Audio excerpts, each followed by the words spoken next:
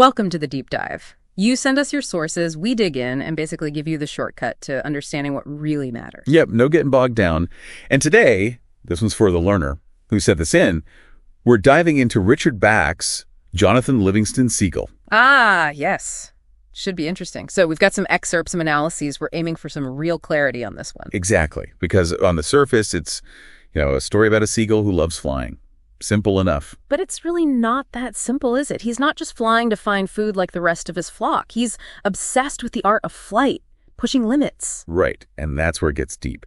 This simple story packs in some pretty profound philosophical, even metaphysical ideas. So our mission, if you will, for this deep dive is to really explore those deeper themes. What's the core message? Why does this story still resonate? Let's try and unpack that. Okay, so jumping right in. The most immediate thing is Jonathan's nonconformity. He completely breaks from the flock's view. Yeah, for the flock, flying is purely functional. Get food, survive, that's it. But Jonathan sees, well, the beauty in it, the challenge. He's out there doing stalls, working on landings, just exploring what's possible. Which, immediately sets him apart. It's this classic conflict. Yeah. The individual versus the group, innovation versus tradition. And the flock doesn't get it. His parents are worried. I think his mother says something like, why, John, why is it so hard to be like the rest of the flock? Yeah, and why don't you eat your bone and feathers? Right. And his father's basically saying, look, son, winter's coming. Flying is for eating. Focus. But Jonathan can't. He has this internal drive, this need to know, what can I do up there? What am I capable of? It really makes you think about, societal pressure, doesn't it? When someone steps outside the norm. Absolutely. The flock's reaction, disapproval, confusion, and then ultimately banishing him, it shows the cost sometimes of being different, of challenging how things are done. That banishment to the far cliffs, it's harsh, but it doesn't stop him, which brings us to the next big thing. Self-discovery. Yes, this relentless pursuit of personal fulfillment. Even alone, he keeps practicing. He's perfecting these low glides, these tricky landings, always pushing. It's pure dedication, like that idea of deliberate practice we hear about, just constant refinement. And it's not easy. He fails. He had these spectacular crashes during high-speed dives. Mm-hmm. He even doubts himself for a moment, thinking, maybe the flock is right. I'm just a seagull. I'm limited. But then comes the breakthrough. That's the exciting part. Right. He figures out the key to high speed isn't flapping harder. It's holding his wings still. Yeah. And using just the tips. Just the wingtips. And suddenly he smashes the speed record. Exactly. And even after a really bad crash that follows, that fire, that curiosity, it just comes right back. He can't not learn. It speaks volumes about where true satisfaction comes from, doesn't it? Not from fitting in, but from mastering something you're passionate about. Totally. It's a perfect example of a growth mindset, believing you can develop your abilities through sheer effort. Failures aren't roadblocks. They're data points. Okay, so he masters the physical flight, but then the journey kind of shifts, right? It gets more spiritual. Yeah, it moves into transcendence. Flight stops being just physical and becomes a metaphor for like the soul's journey toward higher consciousness, breaking free from limitations. And that happens when he meets other, more advanced gulls. Precisely. Gulls who fly with this incredible grace and skill he's never seen, they basically guide him to a higher plane of existence, literally and figuratively. And Chiang, the elder gull, becomes his mentor. Yes, Chiang is crucial. It's that classic guide-student dynamic you see in a lot of spiritual traditions. He starts teaching Jonathan that the limits he perceives, they aren't real in the way he thinks. So it goes from physical mastery to something much more metaphysical. Exactly. And this is where it gets really interesting. Chiang introduces this concept of the perfect idea. The perfect idea. What does that mean exactly? Well, the suggestion is that our physical reality, our bodies, our limitations, they're essentially just manifestations of our thoughts. Nothing more than your thought itself in a form you can see, as Chiang puts it. Whoa. So like your body is just your thought made visible. Kind of. And the implication is huge.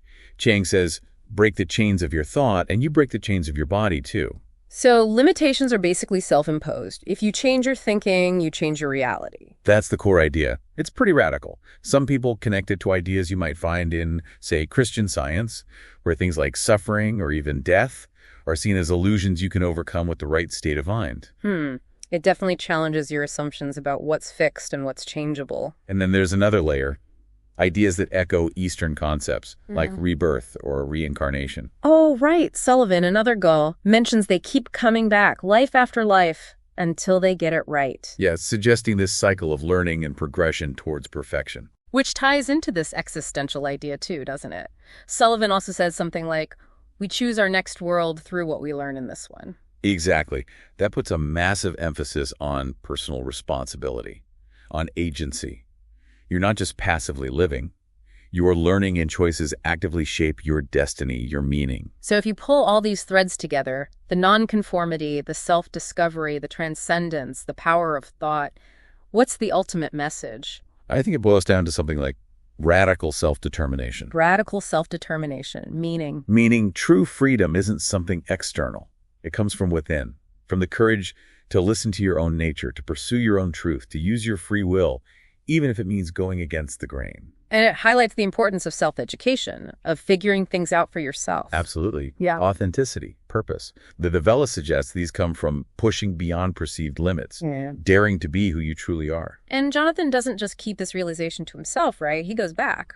He does. He returns to the flock, this time as a teacher, bringing his own students, trying to share this understanding of flight as freedom. How does that go over? I imagine the flock isn't exactly rolling out the welcome mat. No, initially there's a lot of resistance. Old habits, old beliefs die hard. They're suspicious, even hostile. But some start to get curious. Gradually, yes.